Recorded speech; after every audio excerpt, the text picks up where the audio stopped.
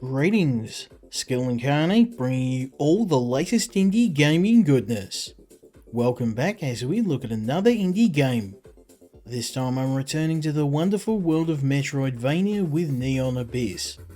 This game is the breakout from small developer Veewo Games and is published by Team 17, who released the iconic Worm series. Neon Abyss is an action shooter with roguelike mechanics and a dose of humour. It feels like a twisted mix of The Binding of Isaac, Enter the Gungeon and Terraria.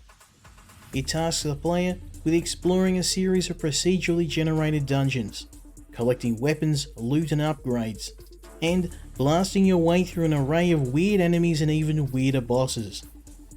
Roguelike games have recently been undergoing a revival, with a number of quality titles including Axiom Verge, Fury Unleashed and Shadow Complex, just to name a few, meaning developers have to work harder to stand out from the competition.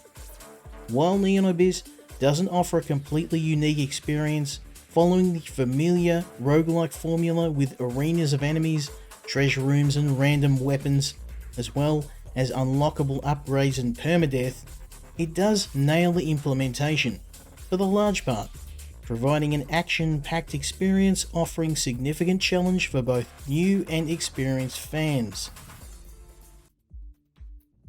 Neon Abyss takes place in a psychedelic version of Hell, with the player being conscripted into the Grim Squad, a task force set up by Hades, the god of the Underworld. Their job is to infiltrate the Neon Abyss, a colourful but deadly set of dungeons filled with vicious enemies and deadly traps, in order to find and destroy the Pantheon of the new gods, thus restoring Hades' reign over Hell. Each run throws a player into the abyss, armed with nothing but an underpowered gun and their wits. From there, you need to fight your way through a series of randomly generated rooms, containing hordes of enemies, puzzles or treasure. Ultimately, you'll battle the level boss before moving to the next sector. Combat is gloriously chaotic, with spawning enemies and a screen full of projectiles flying in all directions. The developers embraced the madness, using memes and pop culture to influence everything, from the weapons and enemies to the level bosses that are often based on internet personalities and real-life celebrities. These offer significant challenge and can end your run if you don't memorize their patterns. When you fall in battle, you'll return to Hades nightclub, which is a central hub. From here you can bust a move on the dance floor, examine your weapon collection, or spend your gold from your run to unlock additional upgrades and extra characters that can be used in future runs. The real star of Neon Abyss is the plethora of unlockable items. There are hundreds of weapons and upgrades that can be found in your trip through the Abyss, from wings and jetpacks allowing flight, to armour that deflects projectiles, and an arsenal of guns ranging from umbrellas that fire lasers to guitars that spew out razor-sharp musical notes.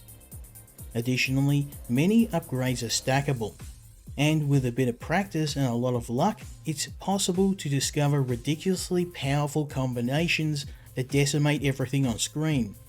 In fact, you'll need this sort of firepower to stand a chance in the second half of the game when there's a sharp difficulty spike. Finally, there's the follower system, which comes in the form of eggs that can hatch into several minions that add their own attacks and abilities into the mix. Despite the game's many strengths, there were some areas I felt needed improvement. Firstly, with the amount of projectiles flying around, it's nearly impossible to tell your attacks apart from enemies, resulting in some unfair deaths. Secondly, while the controls for the large part are responsive, certain button mappings, such as using the analog stick for jumping, were confusing to say the least. Finally, for a game that has a unique and colourful art style, the level design was extremely disappointing, with variations on the same stone chambers for the entire game. Despite some issues, Neon Abyss is a solid title, that offers a more humorous take on the roguelike genre, which is largely filled with more dark, mature games. It has one of the largest collections of upgrades and weapons I've seen in a roguelike game, as well as a very addictive gameplay loop.